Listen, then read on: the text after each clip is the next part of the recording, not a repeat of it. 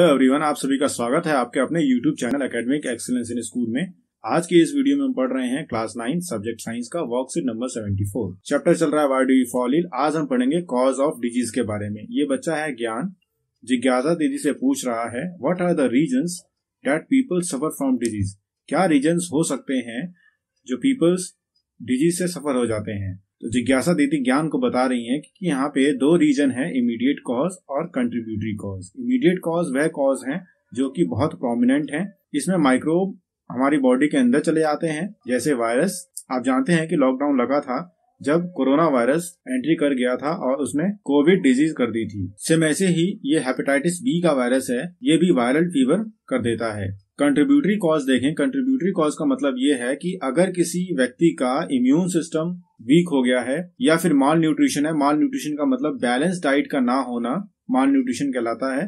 अगर immune system weak हो गया है, माल न्यूट्रिशन हो गया है या फिर इकोनॉमिक कारण से उसको न्यूट्रिशन बच्चे को नहीं मिल पा रहा है, तो ये भी कुछ कारण हो सकते हैं जो कंट्रीब्यूटरी डिजीज कॉज करने के हो सकते हैं।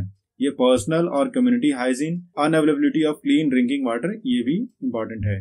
पढ़ते हैं इन्फेक्शियस कॉज और नॉन इन्फेक्शियस कॉज के बारे में। इन्फेक्शियस कॉज वह कॉज होते हैं जो किसी एक्सटर्नल एजेंट से हमारी बॉडी के अंदर आने के बाद डिजीज होती है, और इन कॉज को हम इन्फेक्शियस एजेंट्स जैसे वायरस, बैक्टीरिया, फंगस और प्रोटोजोआ। कुछ इंटेस्टाइनल इन्फेक्शियस डिजीज हैं जैसे टेप वॉर्म, रिंग वॉर्म हमारी बॉडी के अंदर आ जाते हैं। एल्फेंथियासिस जो होता है ये भी एक वॉर्म डिजीज है।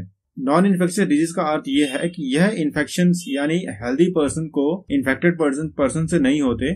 यह एक हेल्दी पर्सन में उसकी ओबेसिटी के कारण से, ब्लड प्रेशर का बढ़ना या उसकी हेल्दी डाइट ना होना, एक्सरसाइज डेली ना होना, इस कारण से होते हैं।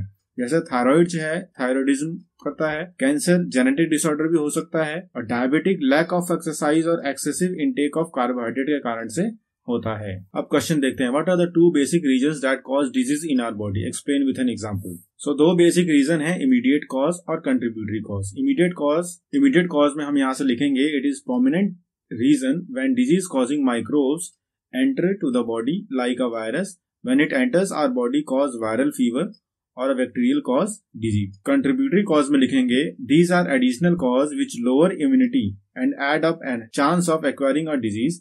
For example, malnutrition may be a contributory cause of diarrhea in a child. So, immediate cause पहला cause है और contributory cause दूसरा cause है। Second question है, why do we say that infectious disease are caused by external reason? Give example. हम यहाँ से note करेंगे infectious disease are caused by external reason.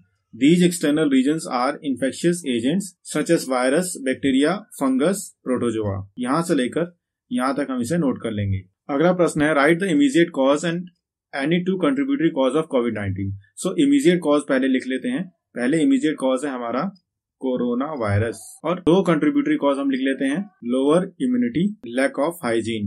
अगला प्रश्न है, why do we say that non-infectious disease are caused by internal regions? Give example.